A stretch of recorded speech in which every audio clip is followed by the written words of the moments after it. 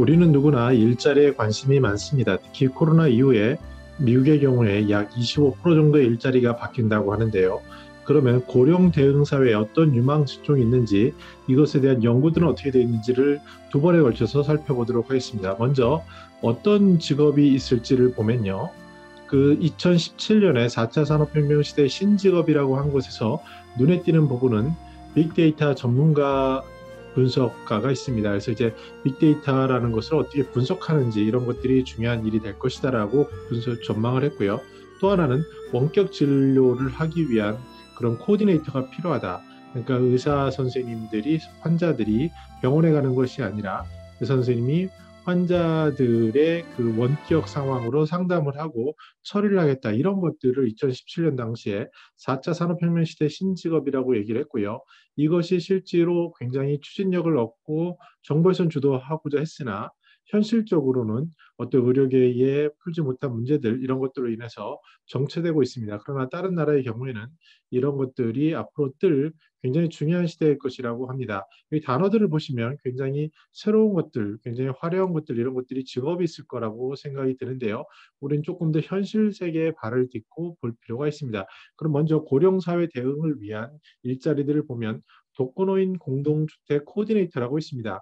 의식주를 함께하는 공동체 생활을 하는 고령자를 위해서 입주민을 선정하고 주택 알선하는 그런 일자리가 될 거다라고 전망을 했는데요.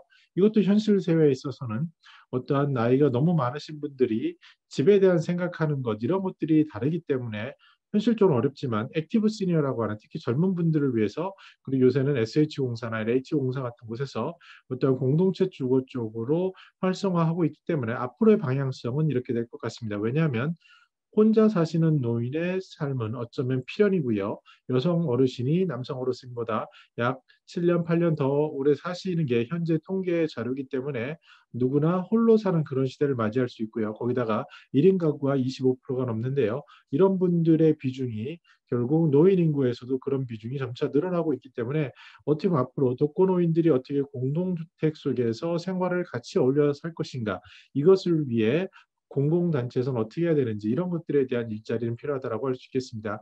또한 두 번째로 볼 것은 고령자 맞춤 식단 개발자입니다. 아무래도 나이가 들면 이런 씹는 문제라든지 음식을 소화하는 문제 이런 것들에 있어서 여러 가지 어려움들이 발생을 하는데요. 여기에 대해서 영양적인 관점, 특히 또 이제 만성질환인 경우에는 75세가 넘어서면은 뭐 평균 두세 개는 기본으로 가지고 있다고 보고되고 있습니다. 그래서 이런 건강 상태를 맞춰서 음식을 얼마나 노인들에게 맞출 것인가 이런 것에 대한 개발은 상당히 그 전망이 높은 그러한 일자리라고 볼 수 있겠습니다. 또한 치매 노인이 어르신들 중에 거의 뭐 10분의 1 정도 되시는데요. 이런 분들을 위해서 치매에 걸렸을 때 어떻게 대응을 할지를 맞춰주는 전문적인 코디네이터 이런 부분들도 현재는 보건소를 중심으로 이루어지고 있는데요. 이런 일자리들이 고령사회 대응의 일자리라고 한 것이 눈에 띕니다. 또 하나 이제 눈에 띄는 것은 트레이블 헬퍼인데 나이가 들지만 여행은 하고 싶은 욕구가 있고요. 근데 그 몸이 비행기를 타거나 이런 것들도 어떤 건강한 경우는 괜찮지만 건강하지 않으면 욕구가 있고 현실 어려움이 있을 수가 있습니다. 특히 만약 휠체어를 타게 된다고 한다면 어떻게 어르신들을 모시고 그곳에 가서 맞춤형을 할 것인지 여러 가지 다양한 문제들이 생기는데요. 우리나라의 사회복지사 선생님들이 이런 것을 시도하신 분들도 있지만 그 범위가 적었습니다. 근데 일본의 경우를 보면은 아프신 분들을 위해서 직접 전문가들이 붙어서 뭐 옆에서 같이 수영을 할 때 도와드린다든지 눈썰매를 타는데 옆에서 보조를 한다든지 이러한 어르신들의 드림, 꿈을 맞춰줄 수 있는 트레이블을 어떠한 도와주는 이러한 직업들에 대해서도 조금씩 특히 이제 경제력을 갖춘 분들 대상으로 늘어나지 않을까 하는 부분에 주목할 필요가 있어 보입니다. 기타적으로는 환경교사가 있는데요. 중고등학교나 초등학교에서는 어차피 환경교육이 필요하고요. 여기에 전문성을 가진 시니어들이 이곳의 현장에 가서 맞춤형으로 교육을 하는 것들이 필요해 보입니다. 우리나라는 문화예술 교육이 굉장히 잘 돼 있는데요. 시니어들이 이제 뭐 방과 후 학교라고 해서 진행을 하게 되죠. 이런 곳에서도 환경이 접목이 되는데 전문성을 갖춘 시니어라면 특히 이제 미래를 걱정하시는 분들이라면 이런 쪽 어린이들, 초중고생을 대상으로 한 교육 환경 쪽에 기존의 선생님들을 도와주는 이런 일들도 주목해 볼 필요가 있어 보입니다. 나아가서 고령 운전자를 위한 전문 강사. 요새 이제 나이가 들면 운전이 어려워지고요. 여기에 대해서 적합한 자격 테스트를 줘야 된다고 하죠.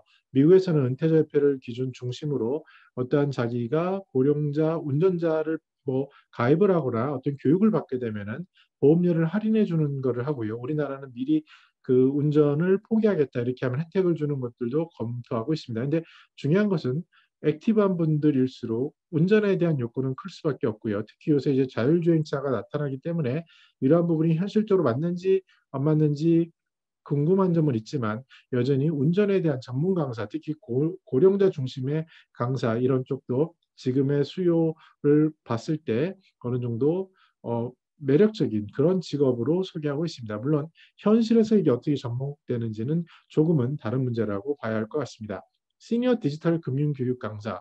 지금 디지털로 대부분 되고 있고요. 은행이 점포를 많이 없애고 있는데요. 이런 속에서 어르신들이 굉장히 어려움을 겪고 있죠. 그래서 여기에 대해서 어떻게 교육을 특히 금융 쪽에 할 것인지 그랬을 때는 믿을 수 있는 사람이 일대일로 밀착해서 도와줘야 하는 게 필요한 단계라고 할 수 있습니다. 그래서 여기에 대해서 뭐 김미경 TV라든지 어떠한 실버 쪽에서 그 의미 있는 활동을 하시는 분들은 이미 이런 쪽에 전문 인력을 키우는 교육을 하고 있는데요. 이런 쪽에 대해서도 관심을 가지고 볼 필요가 있어 보입니다. 정부에서는 어떤 비전을 가지고 어떤 산업의 발전 방향을 보고 전문가들을 키워내고 있는데 지금 보시는 것들이 그런 인력이라고 할 수 있겠습니다. 이 중에서 몇 가지 눈에 띄는 걸 보면 융복합 컨텐츠를 창작하는 사람.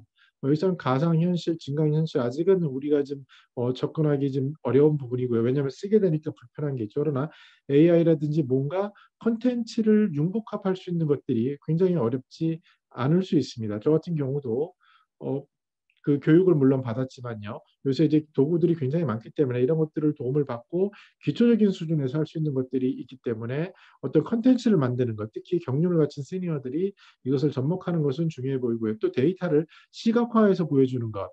이런 부분도 최근에 이제 인포그래픽이라고 해서 많이 보여주고 있는데 어떻게 하면 사람들에게 다양한 정보를 더 쉽고 편하게 전달할 수 있을지에 대한 고민들 이런 것들이 늘어날 거고요. 눈에 띄는 부분은 커머스 크리에이터입니다.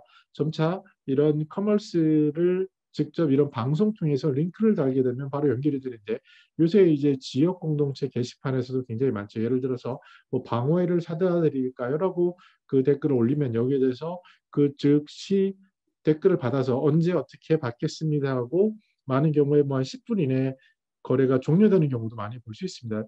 즉 뒷단에 거래 결제단은 굉장히 기술적으로 쉬워졌고요. 중요한 것은 앞단에 내가 어떤 커머스를 어떻게 믿을 수 있는 사람이 신뢰 있게 전달하느냐 이 부분이 상당히 중요한 부분이라고 할 수 있겠습니다. 정리해 보면요.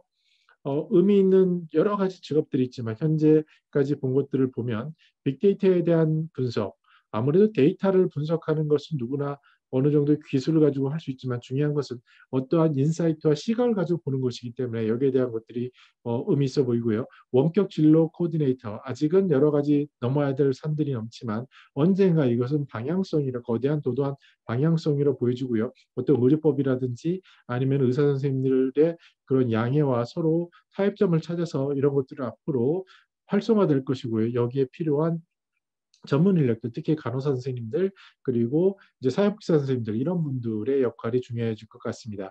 독거노인은 늘어날 수밖에 없고요. 이분들이 기존의 집에서 주택을 자산의 가치로만 보진 않을 거고요. 여기에 따라서 새로운 코디네이터하고 함께 어울려 살 수 있게 하는 그런 노력하는 분들이 빛을 발할 날이 오기를 바라봅니다. 또 나아가서 고령자의 맞춤형된 식단을 개발하는 것들, 그리고 치매에 대해서 이미 자격증을 보유하고 하신 분들도 있지만 여기서 더 전문적으로 공공 주도로 어떻게 코디네이트 할 것인지 그리고 일부 금융적인 비용의 문제가 없으신 분들 그리고 공공에서 지원할 수 있는 이런 꿈의 여행을 할 수 있는 여행을 도와주는 분들 특히 요새 문제가 되는 환경에 대해서 환경교사라든지 앞으로 자율주행이나 이런 것에 익숙하게 하기 위한 전문 부분 특히 무엇보다도 디지털 금융교육을 얼마나 쉽게 접목할 수 있는지에 대한 것 또 다양한 융복한 콘텐츠를 창작하고 데이터를 쉽게 보여주는 것 무엇보다도 커머스 크리에이터 어떻게 하면은 내가 믿을 수 있게 해서 사람들이 그곳에서 거래가 일어날 수 있게 하는지 이런 부분들을 유망 12선이라고 저는 뽑아보았습니다. 물론 이 각각도 어려움이 있고 각각도 현실에는 풀어야 할 과제들이 많습니다. 그러나 우리가 잡다하게 나열하는 그런 직업군 중에서도 어떤 것들이 현실적인 기반이 있는지 우리가 그 단서를 볼 수 있는 게 있고요. 제가 2부에서 그러면 어떤 관점에서 시니어를 위해서 특히 이제 경력 단절 여성들을 위해서는 어떤 직업들이 추천되고 그 근거와 어떤 식으로 미래의 직업을 전망할 수 있을지에 대해서 같이 한번 살펴보도록 하겠습니다. 저는 더 나은 시니어 삶 공동체를 연구합니다. 감사합니다.